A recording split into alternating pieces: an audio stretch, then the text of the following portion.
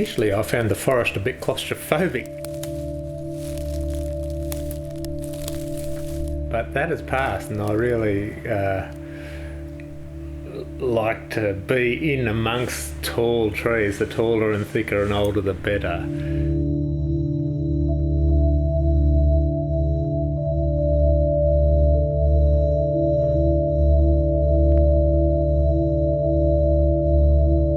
A great pleasure of this place is that the forest meets the sea, and it's really an everyday pleasure that never fails to reward.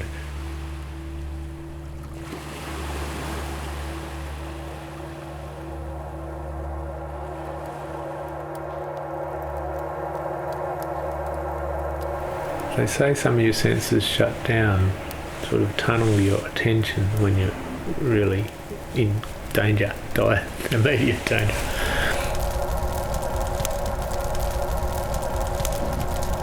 That wasn't a normal fire season. It started really early in the northern part of the state and it worked its way down. And just the ferocity of the fires, given, long periods of drought and fuel loads and a whole range of measures, I don't think it would have mattered what you had to throw at it. It was just like, nothing anybody had seen before.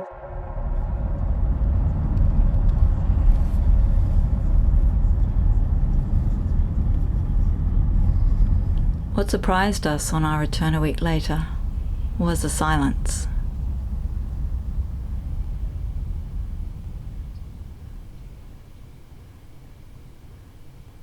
Australia has always burned. Plants have co-evolved with the landscape. Many have the memory of fire embedded in their DNA and have adapted to recover. Some depend on it to set seed. Some retreat underground and resprout after rain. And others, like eucalypts, sprout epicormic buds along their trunks and branches.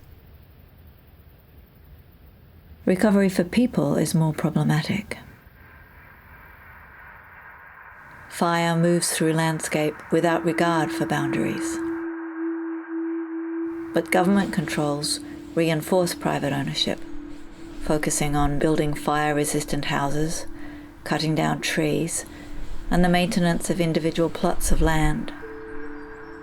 Some people comply, but others don't, creating patterns of localized vulnerability which affect the entire community.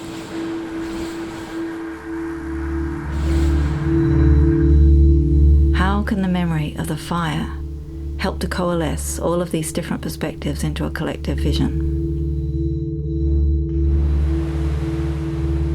During a welcome to country on the beach, UN representatives shared their knowledge, emphasizing that country needs to be understood and responded to as a whole.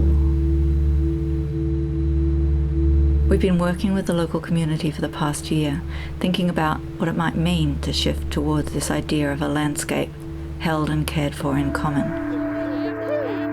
They're such a connected community. They're not afraid to speak up and rally for what they want to see occur there. Together, we've explored how fire moves through landscape, how sound registers biodiversity and its loss. We've considered regional water balancing to keep creek lines moist, and how colonial settlement and the private ownership of land has led to centuries of degradation. And we've begun to work on a collective agreement, where strategies that reduce vulnerability at territorial and local scales are included in planning documents and then used to bargain with government agencies for the protection of forests. Imagine if the approach was less about risk management and control, and more about simple, ongoing, adaptive practices.